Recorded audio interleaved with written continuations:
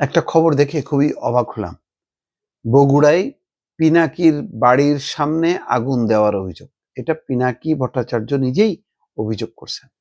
আওয়ামী লীগ আমলেও কিন্তু পিনাকি ভট্টাচার্যের বাসার সামনে আগুন দেয়া বা বাসায় আগুন দেওয়ার কোনো চেষ্টার খবর কিন্তু কখনো পাওয়া যায়নি। তো এখন কারা করলো?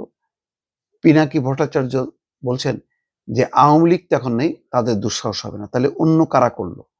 এবং তিনি বলছেন যে বগুড়ার বাড়ির গেটের সামনে আগুন দেওয়ার অভিযোগ উঠেছে মঙ্গলবার রাত 2টার দিকে শহরের জলেশ্বরীতলা এলাকার বাড়ির সামনে এই ঘটনা ঘটে। পিনাকি ভট্টাচার্য ফেসবুকে নিজে অভিযোগ করছে। এই ঘটনার 4 মিনিট 41 সেকেন্ডের একটা ভিডিও তিনি ফেসবুক পেজে আপলোড করেন।